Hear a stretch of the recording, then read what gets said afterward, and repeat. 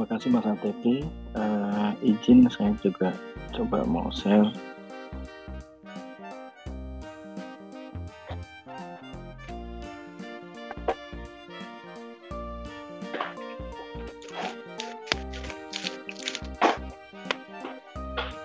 Bentar dulu ya. Pihak panitia bisa sebentar ya.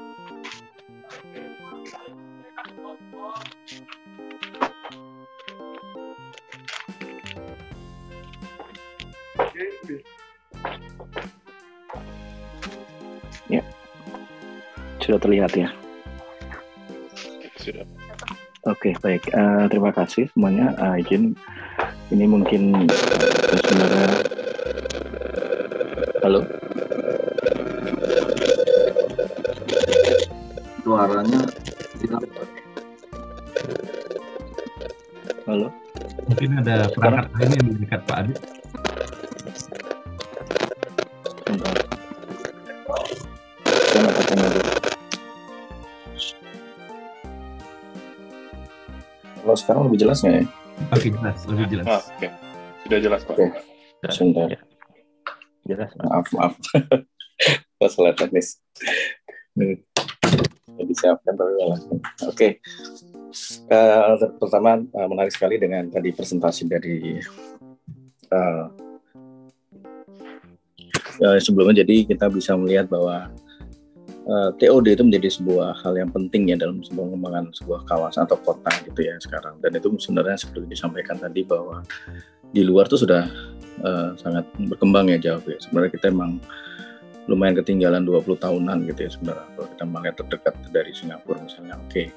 Nah, berbeda dengan tadi kita coba bicara tentang TOD dalam arti tentang ruang kotanya gitu ya. Jadi transit oriented development urban space. Jadi apa yang bisa terjadi atau yang dimungkinkan di sebuah kawasan TOD ya. Tadi sudah disampaikan bahwa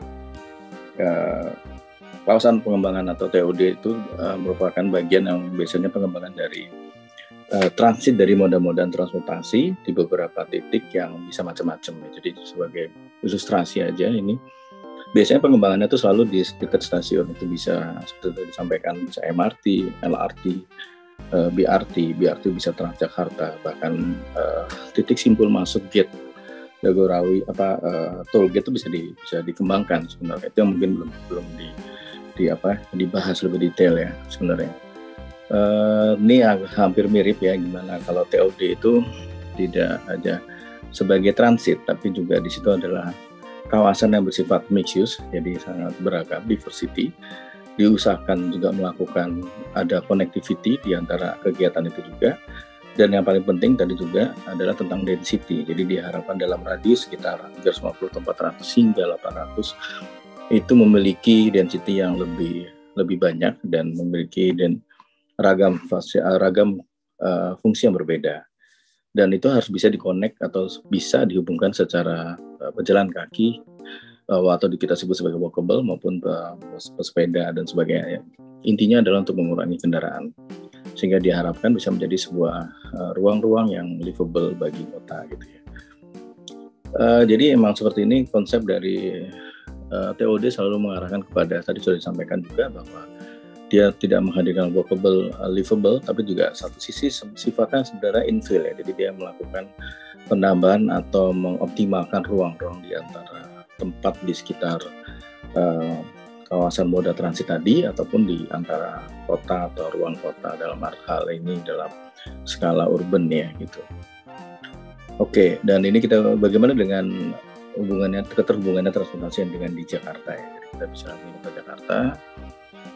Kita bisa lihat saat ini yang sudah paling ramai itu mungkin MRT ya, walaupun kita saat ini baru di jalur utara selatan ya dari Lebak Bulus hingga ke Bundaran HI yang sekarang tahap 1B-nya mencapai ke Ancol, jadi warna orange itu sudah sampai ke utara, kurang lebih nanti insya Allah dalam 2-3 tahun lagi ya kalau nggak salah. Kemudian yang menarik adalah akan dihubungkannya jalur MRT koridor timur barat ya. Dan itu sangat menarik kalau itu bisa terhubung, dan itu nanti yang putus-putus itu bisa kelihatan di situ jalurnya yang nanti bisa menghubungkan dan terkoneksi di sekitar Tamrin. Kemudian juga yang sudah mulai juga tadi disampaikan bahwa akan beroperasi di bulan Juli depan itu adalah LRT. Sebenarnya LRT itu yang baru dari sisi yang timur ya, jadi sisi barat itu yang dikembangkan terlihat jalur ini sebenarnya belum ada, dan saat ini baru dari Bekasi dan dari dari Jawa Barat ya, saat ini baru dari Cibubur sebenarnya, belum sampai Bogor hingga sampai ke Duku Atas. Jadi situ Duku Atas itu jadi sangat menarik, jadi sebuah hub yang sangat besar karena ada beberapa moda transportasi di situ. Dan yang sudah ada, yang sebenarnya ini adalah peninggalan dari era zaman Belanda waktu itu sebenarnya adalah KRL dulu kita sebut, atau sekarang kita sebut sebagai komuter line. Dan ini pada masa itu sebenarnya emang dimiliki oleh 3 atau 4 perusahaan swasta Hindia Belanda waktu itu. Makanya relnya agak aneh dan kita memanfaatkan yang ada pada saat ini. Jadi, tapi itu potensinya sangat bagus. Yang menarik pada era itu di 1800 akhir ya, kalau salah 1900 awal itu kita memiliki jaringan kereta api yang lumayan paling luas di Asia atau Asia Tenggara.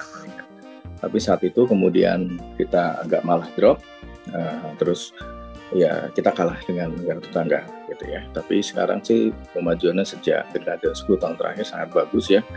Saya sangat suka sekali karena saya juga dari dulu sering mengamati sejak tahun 2000 ya waktu itu gimana perkembangannya gitu ya. Dan tapi ya sayangnya karena kita pakai existing komuter line ini tidak terlalu masih ada bagian yang kurang ya. Walaupun sekarang jauh lebih bagus dibanding masih KRL, fasilitas sangat bagus. Walaupun masih modanya paling lama mungkin masih 5 menit ya, belum sampai 3 menit, atau bahkan kalau di MRT di Singapura itu sampai 1,5 menit. Itu yang menyebabkan masih penuh. Sehingga yang tadi disampaikan bahwa kendaraan-kendaraan yang lumayan besar tadi ada dari rata-rata di atas 400.000 kendaraan itu belum semuanya berpindah ke moda transportasi. Itu yang disayangkan sebenarnya. Jadi emang ternyata penduduk kita yang sangat besar inilah yang kita harus antisipasi dengan moda transportasi yang lebih terintegrasi. Dan ini adalah BRT di kita sebenarnya. BRT-nya kita lumayan menarik sekarang ya dalam 5 tahun terakhir, bahwa yang paling utama waktu dulu busway atau disebut Transjakarta atau TJ sekarang, dan itu sekarang sudah sangat luas sekali. Yang menarik kemudian sudah berkembang menjadi dengan ada kombinasi dengan feeder-feedernya berupa mini trans ataupun metro trans, dan juga ada Jaklingko ya, itu sangat bagus sekali. Dan itulah potensi terutama yang skala besar. Jadi yang TJ ini ada jadi potensi juga untuk kawasan dikembangkan sebagai TOD. Nah di sini kita mencoba masuk ya untuk memperlihatkan beberapa proyek yang sempat kami usulkan ataupun sudah ada beberapa yang sudah mulai dibangun. Tapi seperti disampaikan tadi juga bahwa ini tidak semuanya berarti disebut pengembangan TOD, tapi berada di kawasan TOD dalam radius yang sekitar tadi 400 atau 800 meter.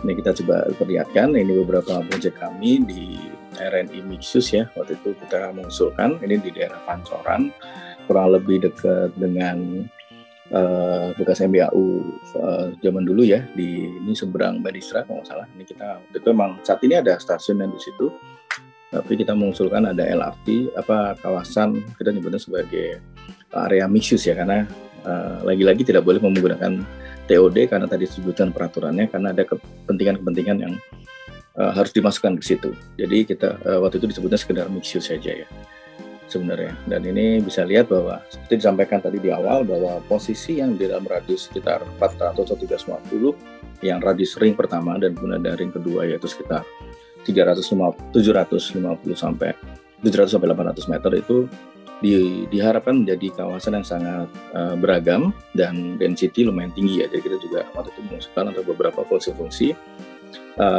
publik atau komersial, tapi juga tidak hanya satu kegiatan, tapi juga harus mixus ya, jadi beragam. Jadi ada apartemen, ada office, dan fungsi komersial lainnya. Dan ini adalah kita juga waktu itu dalam melakukan studi, kita ngelihat bagaimana surroundingnya. Kita juga ngelihat dalam radius yang lebih besar, di 800 meter ataupun di atas 800 meter. Itu ada apa saja ya, waktu itu kita sempat melakukan surroundingnya. Dan waktu itu kita memberikan konsep sebagai a new hill of South Jakarta. Jadi waktu itu kita seperti disampaikan tidak hanya menghadirkan sebuah ruang kota yang livable, tapi juga ragam kegiatan ya. Jadi di sini ada hotel, ada apartemen, juga ada office ya, seperti itu.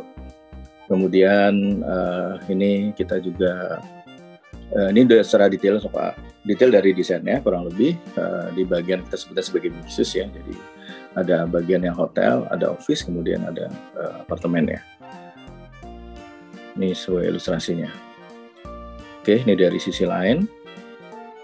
Jadi emang bisa dilihat tadi bahwa hadirnya TOD atau kawasan pengembangan TOD itu bisa mengangkat atau membuat kota itu lebih kompak, jadi lebih sangat rigid ya, dan itu sebenarnya dengan ada ini bisa membuat menjadi pengembangan kota tidak terlalu menyebar atau tidak terlalu sprawl ya. Dan otomatis karena ada kepadatan, jadi kita harus mengatur ruang-ruang between space atau between place atau between dinding atau walls, itu harus kita atur dengan lebih baik dan lebih nyaman ya. Terus kita juga hadirkan beberapa vegetasi atau landscape sehingga membuat lebih ruang-ruang kota menjadi livable. Ini ilustrasi gimana stasiun LRT di sekitar Pancoran ya, ini nggak salah waktu itu. Tapi sayangnya ini kita tidak berlanjut ya, jadi kita mau melakukan visioning dengan salah satu BUMN, tapi kemudian saat ini belum dikembangkan lebih lanjut ya.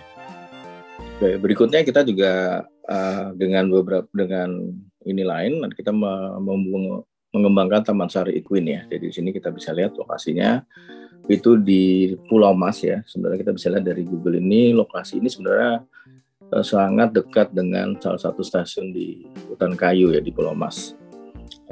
Dan LRT-nya sudah beroperasi, sebenarnya merupakan LRT yang dari Kelapa Gading menuju ke Veldrum ya. Yang rencananya sebentar lagi yang dari Veldrum ke Duku Atas pun akan dibangun. Itu jadi sangat menarik ya, karena sekarang jalur ini jadi agak nanggung ya, jadi agak tidak terlalu ramai dipakai ya. Di sini kita waktu itu mendapat tugas dari salah satu klien kami yang itu juga pemegang kawasan sekitar Pulau Mas ini waktu itu, untuk mengembangkan beberapa kawasan mixed juga ya. Jadi waktu itu di sini ada apartemen tapi dengan beberapa level, atau kita ada yang mid dan ada yang mid up gitu ya. Dan dengan otomatis karena pengembangannya itu dekat atau dengan stasiun, kita mencoba pengembangan atau pendekatan TOD, kita sebutnya. Kita nggak boleh sebut ini sebagai TOD karena itu berada di kawasan radius TOD. Ini adalah melakukan pendekatan yang skala tadi itu ya. Jadi rigid, padat, density, diversity dalam arti ragamnya, tapi juga harus terakses dengan sangat baik. Ya, jadi ini juga kita bisa lihat di sini gimana jadi selalu di daerah yang di sini dimungkinkan untuk menjadi sebuah ruang kota yang sangat kompak dan terintegrasi. Jadi juga satu sisi juga kita bisa menghadirkan ruang-ruang yang tadi sebenarnya kelihatan sempit ya, tapi gimana dengan pendekatan vegetasi atau nuansa natural bisa menjadi lebih hidupnya. Ini sebenarnya konsep dari kawasan mixed kami. Jadi emang dari stasiun ini kita bagi, ada bagian yang skala dengan dekat dengan stasiun itu lebih ke urban lifestyle, tapi dengan untuk yang lebih agak jauh kita sebagai apartemen yang lebih eksklusif ya waktu itu gitu. Dan ini sebagai bagian secara terlihat dari secara potongan ya. Jadi fungsinya bahwa ini lumayan dekat ya dengan stasiun LRT-nya. Jadi waktu itu juga kami juga mengusulkan sebaiknya ada interaksi khusus langsung gitu ya. Tapi waktu itu sepertinya masih belum bisa dimungkinkan ya, ada peraturan. Jadi harus keluar dulu baru masuk ke bangunan. Itu yang disampaikan. Jadi di sini ada menurut kami sih ada beberapa hal yang kurang fleksibilitas atau kekakuan dari peraturan itu gitu ya. Jadi yang harusnya bisa langsung mau baik di bawah atau di atas, tapi akhirnya harus ke landed dulu di level street level ya di situ. Tapi yang kita lakukan adalah connectivity tadi. Jadi sebuah bangunan di sekitar kawasan TOD atau dekat dengan stasiun diharapkan mempunyai aksesibilitas sangat baik ya terhadap itu. Jadi otomatis biasanya walkable, jadi melengkapi pedestrian yang cukup baik dan bisa dilalui pejalan kaki maupun pesepeda. Dan diharapkan juga ada feeder ataupun bis yang dekat sekitar sini. Ini juga, jadi otomatis dari sini kita bisa lihat bahwa dari section ini kita mau perlihatkan gimana hubungan di lantai 1-2 ini jadi sangat penting bersifat publik, sedangkan 3-4-5 juga masih bisa dimungkinkan, begitu juga secara basementnya. Sebenarnya harusnya bisa dimungkinkan seperti kita lihat banyak di kota-kota besar di dunia itu, bahwa hubungan lewat basement itu sangat dimungkinkan harusnya. Tapi kadang-kadang di Indonesia ini kita sering terkendala antara kadang regulasi, kadang masalah biaya ya seperti itu. Tapi yang harusnya dimudahkan adalah yang di lewat atas. Tapi itu juga yang baru bisa dilakukan tuh di Blok M kalau salah. Itu aja yang bisa dilakukan. Oke, dan ini juga kita bisa lihat gimana di konsep kami di Taman Sari Equine ini di bagian bawah itu sifatnya sebagai publik ya. Kegiatan yang tadi menambah aktivitas kota lebih livable tadi. Oke, ini sebagian dari set plan-nya, dan ini sebagai suasananya. Tadi kita jadi between walls atau between space itu antara ruang stasiun sebelah kiri dan ruang kanan nih, podium dari apartemen itu harus bisa di-create jadi lebih baik gitu ya. Dan ini juga bagian entry-nya, jadi kita bisa lihat di sini cukup bisa sangat akomodatif ya terhadap pejalan kaki juga maupun sepeda ataupun memakai otopet ini ya. Jadi ruang-ruang ini yang kita harapkan. Jadi ruang-ruang yang tadi tidak terdefinisi bisa jadi lebih terdefinisi dan menjadi lebih baik. Ini potensinya sangat baik dari kawasan TOD ya. Ini juga kita juga tadi pendekatan secara nature juga, tapi ini lebih sebenarnya bagian dari facility dari apartemen sebenarnya. Oke, berikutnya kita coba melihat adalah nih yang kita sebutnya kawasan komersial di Kebayoran Baru ya. Di Kebayoran Lama, maaf. Ini dekat stasiun komuter line Kebayoran Lama. Jadi kita waktu itu, nah ini yang mungkin sifatnya adalah bangunan yang kebetulan di dekat stasiun ya. Jadi di sini kita bilangnya di dalam kawasan TOD karena masih di dalam radius sekitar 350 atau 400 meter, yaitu masih radius pejalan kaki yang sangat baik, ataupun yang tadi disampaikan 700 sampai 800 meter. Jadi untuk itu kita mencoba mengarahkan bahwa bangunan ini walaupun sifat sangat komersial sekali ya, jadi sifatnya waktu dulu tempat working space seperti itu dan tempat makan dan sebagainya, di mana di sekelilingnya itu diarahkan orientasinya ke pejalan kaki. Kita bisa lihat di sini pedestrian sangat besar. Dan di bagian belakangnya pun kami usulkan ada connectivity ke rencana apartemen di belakang itu memiliki ruang-ruang terbuka yang cukup baik dan bisa diaksesibel bagi publik. Dan itu yang membedakan di masa lalu maupun pengembangan masa sekarang. Yang dulu tuh sekat-sekat atau pagar-pagar itu jadi sebagai nunjukin ini adalah wilayah kita. Kalau sekarang sekat-sekat itu harus dibuka. Jadi saling terkonek dan saling saling masuk begitu. Bisa diharapkan bisa membantu membuat kota ini jadi lebih livable ya. Oke, dan ini beberapa konsep sih waktu dulu untuk di bagian sini. Jadi pendekatannya selalu ke ruang terbuka. Jadi ada lokasi natural space-nya, smart living, kemudian berorientasi ke TOD. Nah ini lokasinya. Tadi sebenarnya transformasi secara pendekatan kawasan tadi ya dari site-nya, kemudian kita ada beberapa kegiatan yang sifatnya beragam, kemudian juga tadi public space, ada kemudian pendekatan dari gimana sikap kita terhadap sekelilingnya juga. Ini sebenarnya lebih ke ambience-nya, tidak terlalu besar sebenarnya. Ini adalah sebagai contoh bahwa tidak terlalu besar itu bukan berarti ini kebetulan karena lahannya kecil, jadi dengan KLB yang waktu itu juga sebenarnya udah lumayan tinggi, tapi yang maksimumnya bisa seperti ini. Tapi itu pun yang kita mau angkat adalah gimana bangunan ini bisa dipakai oleh pejalan kaki tadi. Jadi accessibility tadi. Jadi orientasinya lebih ke pejalan kaki. Oke. Dan ketiga, ini ada lagi yang kita saat ini masih dibangun tuh Mandiri IT ya di seberang Central Park. Ini agak berbeda. Ini posnya dekat dengan stasiun Transjakarta ya. Jadi ada jembatan yang langsung menuju ke bangunan ini ya. Sebenarnya ini sedang dibangun saat ini, sudah bentar lagi akan topping off. Ini view dari Central Park kurang lebih menuju keluar dan sama. Jadi pembangunan di era sekarang yang menarik sejak tahun 2020 kurang lebih itu orientasinya sama sangat ke skala urban gitu ya. Jadi facilities fabric quality dari urban itu jadi penting. Hadirnya tentang ruang-ruang vegetasi atau ruang landscape itu jadi sangat juga dimungkinkan. Itu tidak hanya membuat ruang kota itu jadi lebih vibrant, livable dan otomatis berkelanjutan ya. Gitu ya. Dan ini sebagai ilustrasi aja pembagian diversity dari bangunan, hanya satu bangunan aja bisa melakukan sebuah diversity yang sangat banyak ya. Jadi ada sport, komersial, kemudian juga fungsi publik, tidak hanya di bagian bawah tapi juga di bagian atas ya. Gitu itu. Nah ini dia ilustrasi dari jembatan busway Transjakarta itu menuju ke kawasan, dari itu langsung ditangkap ke ruang terbuka. Di bagian sini langsung ruang terbuka dan langsung masuk ke dalam, dan di lantai bawah 1-3 biasanya sebagai ruang publik atau ruang komersial gitu ya. Jadi office-nya atau yang sifatnya private baru di atas. Jadi ini yang sangat menurut kami ini untuk pengembangan di kawasan TOD jadi sangat membuat bahwa orientasi pendekatan desain kami itu lebih bernuansa terbuka sama livable tadi ya, seperti itu. Ini lagi ininya, suasananya. Kemudian ini juga ke area podiumnya bisa dilihat bahwa orientasinya ke pejalan kaki dan pesepeda ya. Jadi mobil itu diarahkan malah ke belakang atau ke samping, itu bukan di bagian depan. Bisa lihat dari sini bahwa ilustrasinya tuh terlihat aksesibilitas ke Transjakarta yang melalui jembatan itu memiliki ke bagian depan dari bangunan ini di mana ruang terbukanya sangat besar. Dan tidak lupa menghadirkan ruang-ruang terbuka. Efek dari blessing in disguise pandemi adalah kita harus menghadirkan atau ruang terbuka di bangunan kita. Jadi bangunan tidak sebuah flat saja, tapi gimana ada ruang terbuka tidak hanya di bagian podium, tapi juga kadang di bagian atas yang dikombin dengan vegetasi seperti itu. Ini terakhir, ini merupakan sebenarnya waktu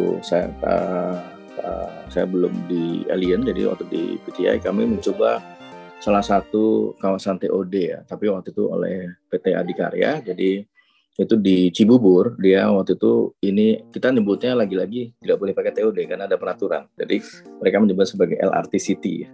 Seperti tadi disampaikan, banyak LRT City di daerah Bogor tadi disampaikan. Tapi sebenarnya yang sudah mulai aktif tuh sebenarnya di bagian Jakartanya. Jadi ada di Cibubur, ada di Ciracas, kemudian mestinya ada di Cikokol Cawang tapi belum jadi dibangun. Kemudian tadi RN itu bagian dari LRT City juga. Dan juga di Bekasi itu ada Bekasi Timur, Bekasi Barat, kemudian juga Cikunir ya, itu juga sudah ada, tapi lagi-lagi masih sifatnya baru beberapa apartemen ya. Jadi kita bisa lihat di sini pendekatannya, ini adalah di yang Cibubur, sama orientasinya seperti tadi proyek kami yang di RNI tadi di sekitar Pancoran, orientasinya selalu di mana orang yang tinggal di situ tuh sangat mudah ke akses public transportasi dan bisa ke tempat kerjanya dengan sangat mudah gitu ya. Jadi orientasinya tempat utama selalu hunian, karena ini adalah bagian TOD yang tadi disebut sebagai suburban atau di skala di luar kota gitu ya. Dan ini orientasinya juga di bagian bawah sifatnya facility dan